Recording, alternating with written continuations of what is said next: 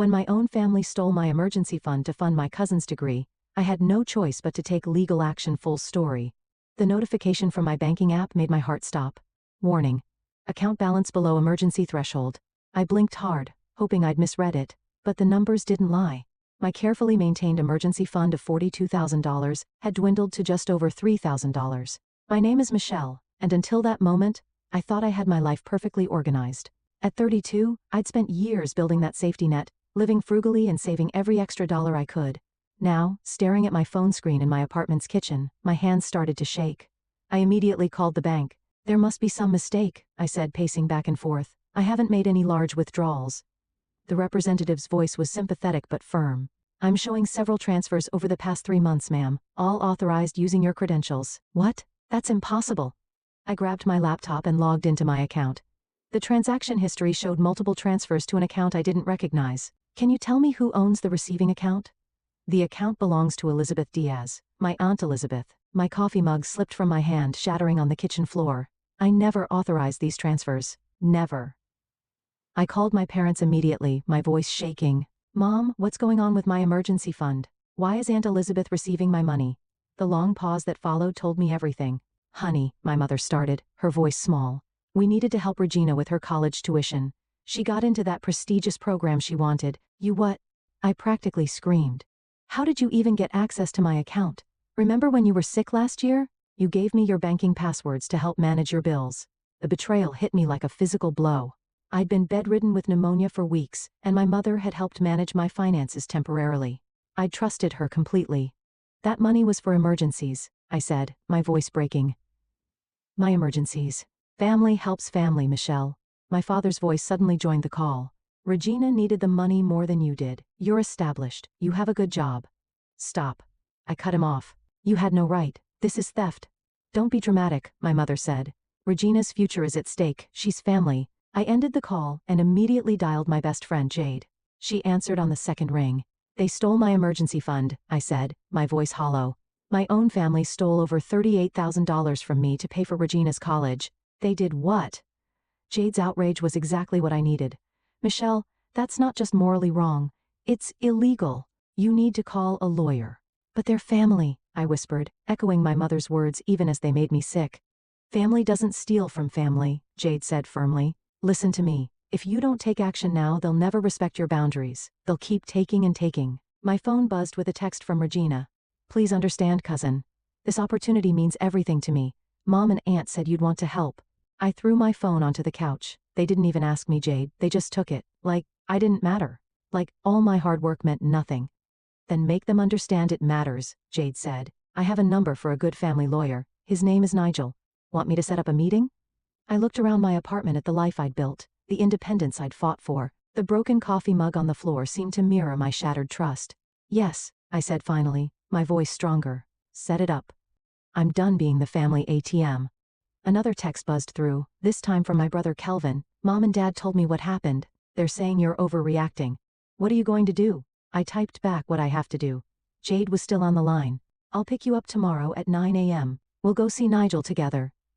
After hanging up, I sat in my quiet apartment surrounded by the pieces of my broken mug and broken trust. My family had always preached about loyalty, about helping each other, but as I looked at my bank balance again, I realized their version of family loyalty was a one-way street.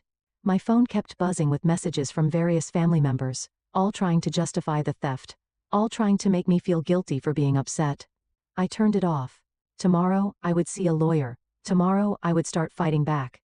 But tonight, I allowed myself to cry for the family I thought I had, and for the harsh reality of who they really were. Jade's car pulled into the law office parking lot exactly at 8:55 a.m.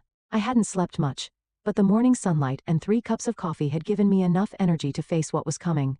You look like hell, Jade said, giving my hand a squeeze as we walked into the building. Thanks. That's exactly what every girl wants to hear before meeting her lawyer. The elevator ride to the 6th floor was silent. My phone had blown up overnight with messages from family members, each one more guilt-inducing than the last. I'd only responded to Kelvin, who seemed genuinely concerned, rather than accusatory. Nigel's office was smaller than I expected, but warm and welcoming. The lawyer himself was an older man, with kind eyes that hardened when I explained my situation. Let me get this straight, he said, leaning forward in his chair. Your mother used passwords you provided during an illness to transfer money from your personal emergency fund to your aunt's account, without your knowledge or consent. Yes, I said, pulling out my phone. I have screenshots of all the transactions. They took $38,750 over 3 months. Jade, sitting beside me, spoke up. And they're not even sorry. They're acting like Michelle's the bad guy for being upset about it. Nigel's expression darkened. This is a clear case of financial fraud, regardless of family ties. However, he paused, looking at me carefully. Are you prepared for what pursuing legal action against your family might mean? What do you mean? Family court cases can get ugly, very ugly, especially when money's involved. Your relatives might say things, do things that can't be taken back. Are you ready for that? I thought about my mother's dismissive tone, my father's assumption that my hard work meant less than Regina's dreams, and my aunt's entitled silence through it all. They already crossed a line that can't be uncrossed, I said firmly. I want my money back. Nigel nodded, pulling out some forms. Then let's begin. We'll start with, my phone buzzed. Regina's name flashed on the screen. Take it, Nigel said. It might be relevant. I answered, putting it on speaker. Regina? Michelle, please. Her voice cracked. I heard you're meeting with a lawyer. You can't do this to me, to us. I'm about to start my 2nd semester, and if you make Mom return the money, I'll have to drop out. That's not my problem, Regina. You should have thought about that before accepting stolen money. I didn't know, she protested. Mom and Aunt said you agreed to help. I only found out the truth yesterday when everything blew up. I looked at Nigel, who was taking notes. Whether you knew or not doesn't change anything. That money was my safety net, but I'm so close to my dreams. Regina's voice turned desperate. Just give me a chance to finish this semester. I'll work part-time, take loans, anything. Please don't ruin this for me. Jade grabbed my hand as I closed my eyes. Regina, I'm sorry, but I can't trust any promises right now. You need to talk to your mom about this. Mom's crying. She says you're destroying the family over money. Is that what you want? Nigel cleared his throat, signaling me to wrap it up. What I want is my money back, I said firmly. What happens after that is up to your mom. Goodbye, Regina. I hung up, my hands shaking. Jade immediately pulled me into a hug. You did great, she whispered. Nigel finished his notes and looked up. That call actually helps our case. Your cousin essentially admitted the money was taken without your knowledge. Now let's discuss our strategy. For the next hour, we went through the legal process. Nigel explained how we'd first send a formal demand letter, giving them a chance to return the money before filing a civil suit.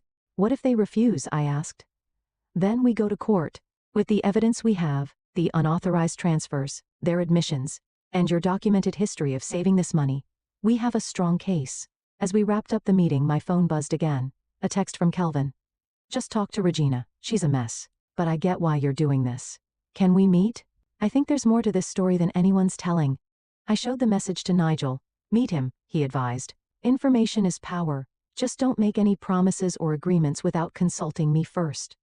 Outside the office, Jade hugged me again. Want me to come with you to meet Kelvin? I shook my head. I need to do this part alone, but thank you for everything. That's what best friends are for. She smiled. Keep me posted.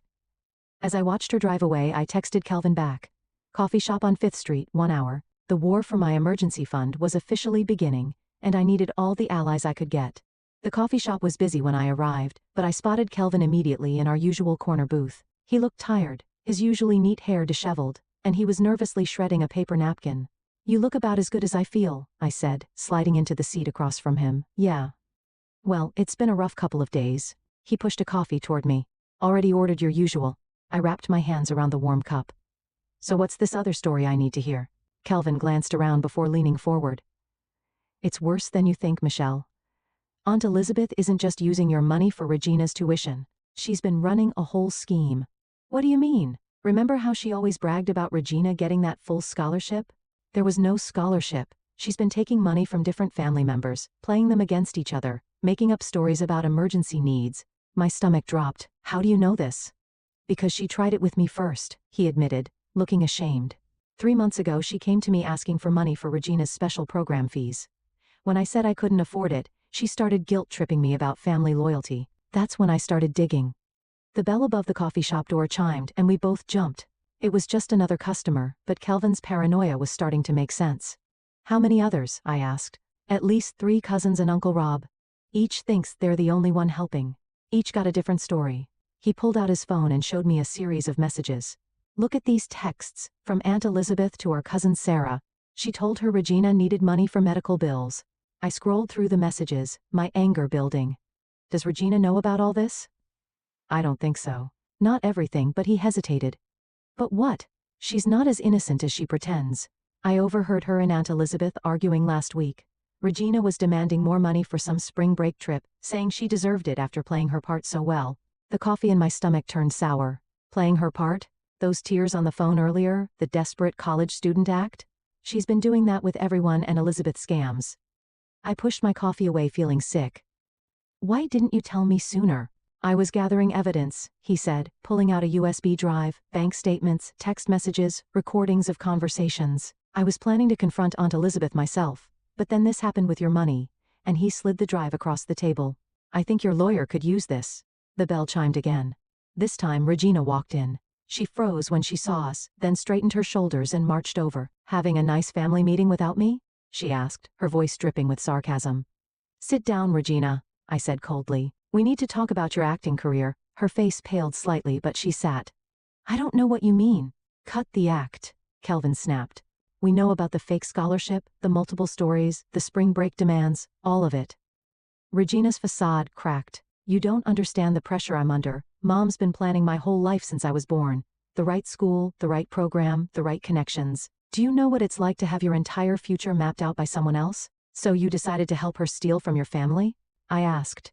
I didn't steal anything. I just played along, made things easier. Mom said everyone was happy to help, that it was all arranged. Happy to help? I pulled up my bank statement. Does this look arranged to you?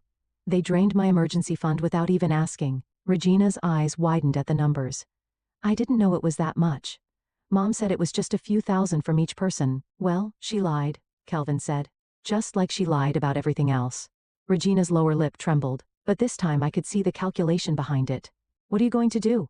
I'm going to get my money back, I said firmly. And now, thanks to Kelvin, I can help everyone else get their money back too. You'll destroy Mom, Regina whispered. No, Regina. Your mom destroyed herself when she decided to steal from her family. Regina stood up abruptly, her chair scraping against the floor. I won't help you hurt her, I can't. As she stormed out, Kelvin turned to me. What now? I picked up the USB drive. Now we take this to Nigel, and then we call a family meeting. All the cousins, Uncle Rob, everyone. It's time they knew the truth. It's going to get ugly, he warned. It already is ugly, I said standing up, but at least now we can fight back with the truth. Nigel's office was crowded with family members 2 days later. Uncle Rob paced by the window while our cousins Sarah and Marcus sat rigidly on the small couch. Kelvin stood beside me, his presence reassuring as we waited for Nigel to finish reviewing the evidence. This is extensive, Nigel said, looking up from his computer. The systematic nature of these deceptions changes everything. What do you mean? Sarah asked, her voice small. It means this isn't just about Michelle's emergency fund anymore, Nigel explained. We're looking at a pattern of deliberate financial fraud targeting multiple family members. Uncle Rob stopped pacing. I gave her $12,000. She said Regina needed emergency dental surgery. She told me it was for special academic counseling, Marcus added. Another $8,000. And I gave her $15,000 for supposed medical bills, Sarah whispered. I took out a personal loan for that. Nigel typed rapidly on his keyboard. That brings the total to over $73,000, not including Michelle's $38,000. The room fell silent as the number sank in.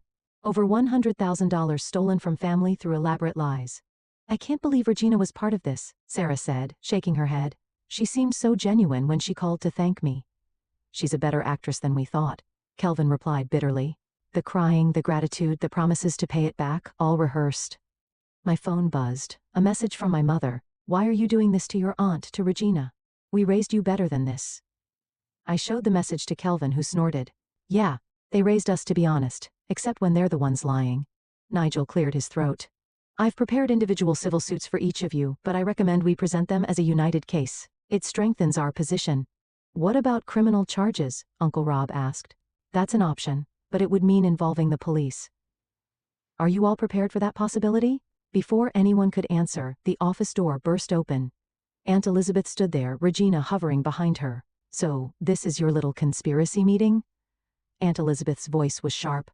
Turning my own family against me? You did that yourself. I stood up facing her. When you decided to steal from all of us. Steal? I borrowed money for my daughter's future, for your cousin's education. Then why lie? Sarah demanded, finding her voice. Why make up different stories for each of us? Regina stepped forward. Mom, what is she talking about? Don't act innocent now, Kelvin snapped. We have proof you were in on it. Regina, Nigel intervened calmly. Would you like to see the evidence? The multiple stories, the different amounts, your recorded conversations about playing your part? Regina's face crumpled. Mom, you said everyone knew. You said they all agreed. Of course, they agreed, Aunt Elizabeth shouted. They just didn't know they were agreeing, but it was for you, baby. Everything was for you. I never wanted this, Regina whispered. Not like this. Nigel stood up. Mrs. Diaz, I suggest you leave now and contact your own lawyer. We'll be filing our suits this afternoon. You wouldn't dare, Aunt Elizabeth hissed. We're family. Family doesn't steal from family. I quoted my mother's words back at her. Isn't that what you always taught us? Regina suddenly turned to her mother. How much? How much did you take from everyone? It doesn't matter. Over $100,000, Marcus cut in. That's how much your mother stole from us. Regina staggered back like she'd been slapped. 100,000. Mom, what have you done? What I had to do. Aunt Elizabeth grabbed Regina's arm. Come on, we're leaving. These people clearly don't understand family loyalty. But Regina pulled away. No, I'm not going anywhere with you. She turned to Nigel. I want to make a statement about everything I know. Regina, Aunt Elizabeth's voice cracked. You can't. I can and I will. Regina's voice was steady for the first time.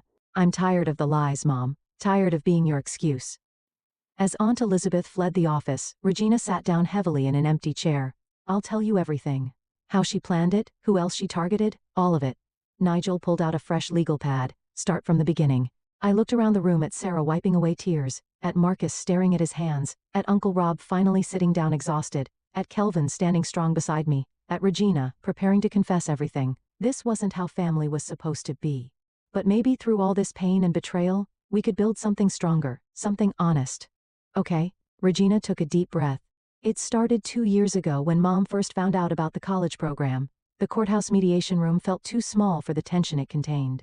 I sat between Kelvin and Jade, facing Aunt Elizabeth and her lawyer across the table. Regina had chosen to sit at the end, belonging to neither side anymore.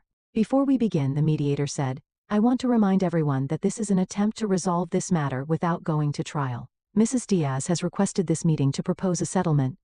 Aunt Elizabeth's lawyer, a sharp-faced woman named Miss Peters, cleared her throat. My client is prepared to offer a payment plan to resolve this unfortunate misunderstanding. Misunderstanding, Jade muttered under her breath. I squeezed her hand to keep her quiet. We propose monthly payments of $500 to each affected party, Miss Peters continued, until the full amount is repaid. Nigel leaned forward. At that rate, it would take over 16 years to repay the full amount. That's not acceptable. It's what I can afford. Aunt Elizabeth spoke for the first time, her voice trembling. I've already taken out a second mortgage on my house. What about the money you took? I asked. Where did it all go? Regina shifted uncomfortably. The college program only cost about $40,000. The rest went to maintaining appearances, Aunt Elizabeth cut in. Regina needed to look the part to fit in with her wealthy classmates. The right clothes, the right car, the right apartment. So you stole from your family to keep up with the Joneses? Kelvin's voice was ice cold. That's your excuse? You don't understand the pressure? No. You don't understand. I slammed my hand on the table, making everyone jump. That money wasn't yours to take. My emergency fund was for actual emergencies. Sarah took out a personal loan to help you. Uncle Rob delayed his retirement. Also, Regina could have designer clothes? Regina started crying. I never knew. Mom kept saying everything was handled, that everyone was happy to help. I should have asked more questions. Yes, you should have, Jade said quietly. But you didn't want to know the truth, did you? The mediator raised her hand. Let's focus on the settlement proposal. Mrs. Diaz, do you have any other assets that could be liquidated to increase the monthly payments? Aunt Elizabeth looked at her lawyer, who nodded slightly. I have some jewelry and investments. The jewelry and investments combined are worth approximately $60,000, Miss Peters added. Nigel consulted his notes. That would still leave over $40,000 to be repaid. I'll get a job, Regina suddenly said. A real one, not the part-time thing Mom wanted me to do for appearances. I can contribute to the payments. You don't have to, Aunt Elizabeth started. Yes, I do. Regina stood up. I benefited from this money even if I didn't know it was stolen. I need to help make it right. The mediator nodded approvingly. That could work. If Mrs. Diaz liquidates her assets immediately and combines that with higher monthly payments from both herself and Regina, We could be repaid within 3 years, Nigel calculated, with appropriate interest and legal fees. I added firmly. Miss Peters whispered something to Aunt Elizabeth, who nodded tearfully. We accept these terms. I'll start liquidating everything tomorrow. There's one more condition, I said, looking directly at my aunt. You need to tell everyone the truth, not just those of us in this room, but the entire family. No more lies, no more manipulation. Michelle? No. I cut her off. That's non-negotiable. Either you come clean to everyone, or we go to trial. Your choice. The room fell silent. Regina reached over and touched her mother's hand. Mom, please, we need to stop living this lie. Aunt Elizabeth seemed to deflate. Fine. I'll tell everyone everything. The next hour was spent drafting the formal agreement. As we prepared to leave, Regina caught my arm. I know it doesn't mean much now, she said, but I'm sorry for everything, for not asking questions, for playing along, for letting this happen. I looked at her, really looked at her. The designer clothes suddenly seemed like a costume, the expensive jewelry like chains. What will you do now? I asked. Transfer to a state school. Get a real job. Start living in the real world instead of Mom's fantasy. She managed a weak smile. Maybe become the person I want to be instead of the person she wanted me to be. As we left the courthouse, Jade linked her arm through mine. You okay? I watched Aunt Elizabeth and Regina walking to their car, no longer the proud, polished pair they'd once been. I think I will be. At least now everyone knows the truth. Truth has a way of setting things right, Kelvin said, joining us, even if it hurts like hell getting there. My phone buzzed. A message from my mother. I heard what happened at mediation. Can we talk? I showed the message to Kelvin and Jade. One battle at a time, Jade advised. I nodded, putting my phone away.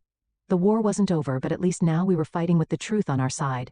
The family gathering at Uncle Rob's house felt more like a trial than a confession. Everyone was there, cousins, aunts, uncles, even distant relatives who'd heard whispers of the scandal. Aunt Elizabeth stood in the center of the living room, looking smaller than I'd ever seen her. I've asked you all here because I need to tell you something, she began, her voice shaking. I've done something terrible. As she spoke, laying out her web of lies and manipulation, the reactions around the room shifted from confusion to shock to anger. My mother sat rigid beside my father, her face growing paler with each revelation. You told me Regina needed money for medical treatments, Uncle Rob's wife said, standing up. We emptied our vacation fund for that, and you told us it was for special academic programs, another cousin chimed in. We trusted you. Regina, sitting in the corner, kept her head down as the accusations flew. She'd changed in the weeks since the mediation. Gone were the designer clothes and perfectly styled hair. She looked more real somehow in her simple jeans and t-shirt.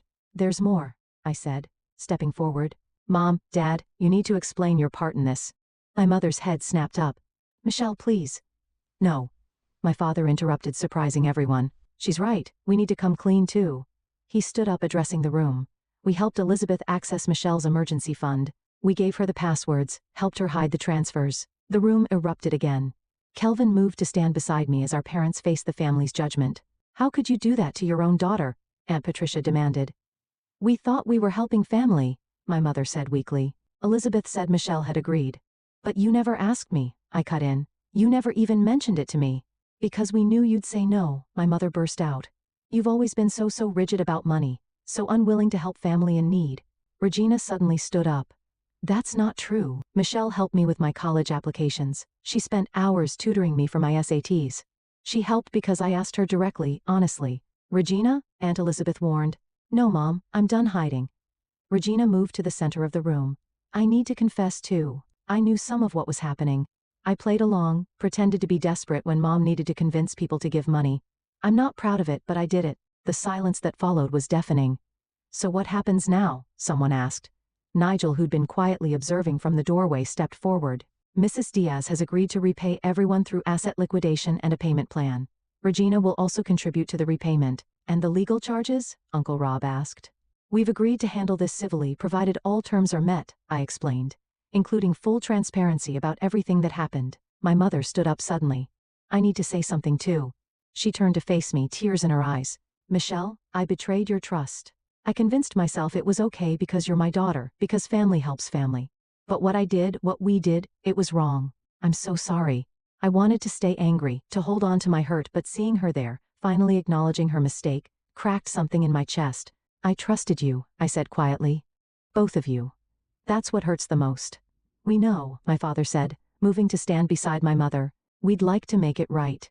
We've decided to sell our vacation property to help repay your emergency fund. Aunt Elizabeth's head snapped up. The lake house? But that's been in the family for generations. And family helps family, my father said firmly, using her own words against her, the right way this time. Regina walked over to me. I start my new job tomorrow. It's just waiting tables, but it's honest work, and I've enrolled in community college for next semester. Good for you, I said, meaning it. The rest of the evening was a blur of tears, accusations, and eventually, tentative steps toward reconciliation. As family members began to leave, each stopping to hug me or whisper apologies, Kelvin nudged my shoulder. Look, he said, pointing to where Regina and my mother were talking quietly in the corner. Think they'll be okay? Eventually, I said. Once they learn to live in reality instead of fantasy. Jade, who'd been my silent support throughout the evening, squeezed my hand. You did it. You stood up for yourself and made them face the truth. We did it. I corrected her, including Kelvin in my glance. I couldn't have done this alone. As we left Uncle Rob's house, I felt lighter somehow. The money wasn't all back yet. The trust wasn't fully rebuilt, but at least now everything was in the open. Sometimes I realized that's where healing has to start. 3 months after the family confession, I sat in Nigel's office reviewing the repayment progress. The first wave of restitution had come through. Proceeds from Aunt Elizabeth's jewelry sales and my parents' lake house. The numbers are looking good, Nigel said, sliding a document across his desk. Your emergency fund is almost halfway restored. I scanned the figures, noting the regular deposits from both Regina and Aunt Elizabeth's wages. True to her word, Regina had taken a job waiting tables, and was working double shifts to contribute more. Have you heard from your parents lately? Nigel asked, closing his laptop. They come over for dinner once a week now. It's different. Better in some ways, harder in others. I traced the edge of the paper. At least they're trying. A knock at the door interrupted us. Jade poked her head in. Sorry I'm late. Traffic was awful. Perfect timing, Nigel said. We were just discussing the latest developments, including this. He pulled out another document, and Elizabeth is requesting a meeting. My stomach tightened. Why?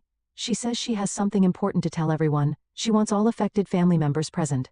The last family meeting went so well, I muttered but nodded. When? Tomorrow afternoon. I've already contacted everyone else. The next day, I arrived at Nigel's office to find it even more crowded than before. Uncle Rob and his wife sat near the window, while Sarah and Marcus took their usual spots on the couch. My parents stood awkwardly near the door, and Regina sat alone in a corner wearing her waitress uniform. She'd come straight from her shift. Aunt Elizabeth entered last, looking years older than she had just months ago. She carried a large envelope. Thank you all for coming, she said, her voice rough. I've sold my house. The room went silent. What? Regina stood up. Mom, where will you live? I'm moving into a small apartment. The house sale will cover most of the remaining restitution. She opened the envelope and handed papers to Nigel. The closing is next week. My mother stepped forward. Elizabeth, you don't have to. Yes, I do. Aunt Elizabeth cut her off. I've spent my whole life pretending to be something I'm not, pushing Regina to live up to impossible standards and hurting the people who truly cared about me. It's time to face reality. Regina moved to her mother's side. I'll help with the apartment rent. Between my waitressing jobs and the barista position I just got, we can make it work. You should focus on your studies, Aunt Elizabeth protested. I am. Community college is affordable, and I'm learning more there than I ever did trying to keep up appearances at that expensive university. Nigel reviewed the house sale documents. With this, everyone could be repaid within the month rather than over 3 years. That's what I want, Aunt Elizabeth said firmly. A clean slate, no more debts, no more lies. Uncle Rob cleared his throat. What about your retirement? I'll keep working. Maybe it's time I learned the value of honest work like my daughter has.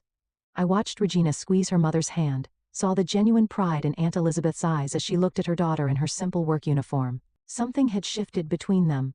Something real had replaced the shallow perfection they'd once pursued. There's one more thing. Aunt Elizabeth turned to me. Michelle, I owe you the biggest apology. I took advantage of your parents' trust in me, manipulated them into betraying you. I was so focused on maintaining appearances that I destroyed the real relationships in my life. We all owed Michelle an apology, my father added, and a debt that goes beyond money. I felt Jade's hand on my shoulder, steadying me as always. The money was important, I said carefully, but the trust was worth more. That's what really needed to be repaid. And has it? Aunt Elizabeth asked softly. Even a little? I looked around the room at Regina working honest jobs to make amends. At my parents trying to rebuild our relationship one dinner at a time, at Aunt Elizabeth selling her precious house to make things right. It's getting there, I said, day by day. Nigel spent the next hour processing the house sale paperwork. As everyone prepared to leave, Regina caught up with me. I'm serving at the diner on 5th Street now, she said. If you ever want coffee, real coffee, not the overpriced stuff I used to insist on, stop by. I smiled. I might do that. Outside, Jade linked arms with me. You okay? Yeah, I said, watching my family members disperse. All of them changed. All of them a little more real than they'd been 3 months ago. I think we all are. Sometimes I realized it takes losing everything to find out what really matters, and sometimes what you rebuild is stronger than what you lost. The last check from the house sale cleared on a sunny Tuesday morning. I stared at my restored emergency fund balance, feeling a complex mix of emotions I couldn't quite name. Want company for your coffee run? Jade asked from my apartment doorway. She knew exactly where I was heading. Regina's diner had become a regular stop in my routine, though I hadn't planned it that way. The bell chimed as we entered, and Regina looked up from wiping down a table. The usual? She called out, already reaching for coffee cups. Actually, I said, can we talk for a minute? She nodded, gesturing to an empty booth. My break's in 5 minutes. While we waited, Jade squeezed my hand. You sure about this? It feels right, I said, pulling an envelope from my purse. Regina joined us, sliding into the booth and untying her apron. Everything okay? Mom made her final payment yesterday, right? She did. I pushed the envelope across the table. That's why I wanted to talk to you. Regina opened it carefully, her eyes widening as she read the contents. This is a check for $15,000. I don't understand. It's for your education, I said. A proper loan this time with terms and conditions all spelled out. Jade helped me draw up the paperwork. But why? Regina's voice cracked. After everything?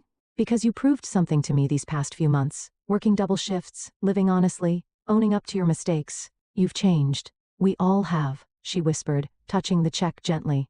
The loan has real terms, Jade added, pulling out a document, regular payments, reasonable interest, everything in writing. No shortcuts, no manipulation. Regina straightened her shoulders. I'll pay back every penny the right way this time. I know you will, I said. That's why I'm offering it. The diner's door chimed again. Aunt Elizabeth walked in looking different in her new waitress uniform from the budget restaurant where she'd found work. Mom, Regina called out, look what Michelle's offering. Aunt Elizabeth approached our booth cautiously. When Regina showed her the check and paperwork, she started to cry. After everything we did, she began, that's exactly why I cut in. Because you both showed me that people can change, real change, not just promises. We have family dinner at my new apartment this Sunday, Aunt Elizabeth said hesitantly. Would you come, both of you? She added, including Jade. I glanced at Jade, who nodded slightly. We'll be there. It's not fancy, Regina added quickly. Just home-cooked food and honest conversation. Mom's learning to make lasagna. Learning is a generous word. Aunt Elizabeth laughed, wiping her eyes. But I'm trying. That's all any of us can do, I said, standing up. Try to be better than we were yesterday. As we prepared to leave, Regina hugged me tightly. Thank you, not just for the loan, but for showing me what real strength looks like. Outside, Jade looped her arm through mine. You know what the best revenge is? Living well? No, she grinned. Watching the people who hurt you become better people because of the boundaries you set. My phone buzzed. A message from Kelvin. Mom's asking if you're still coming to dinner tonight. She's finally going to teach us her secret recipe. I smiled, showing Jade the message. My relationship with my parents was still healing. But like Regina's lasagna, we were learning one honest conversation at a time. You know, I said, when I first discovered the theft, I thought my family was destroyed forever. I never imagined we'd end up here. Here being in a better place than where we started. More honest, more real. We reached my car, but I paused before getting in. Through the diner window, I could see Regina showing Aunt Elizabeth the loan paperwork, both of them smiling through tears. In a few hours, I'd be in my parents' kitchen, learning family recipes and building new trust. On Sunday, we'd crowd into Aunt Elizabeth's small apartment, eating imperfect lasagna and sharing honest conversations. My emergency fund was finally restored, but I'd gained something worth far more. A family that had learned the hard way that love without honesty isn't really love at all. Ready to go? Jade asked. Yeah, I said, starting the car. I'm ready for whatever comes next. Because that's the thing about family. Sometimes it has to break completely before it can be rebuilt into something stronger, something true. And sometimes the deepest wounds, when healed properly, leave us with the greatest strength. I pulled away from the curb, leaving the diner behind, but carrying its lessons forward. The future wasn't certain, but at least now it was real, and that made all the difference.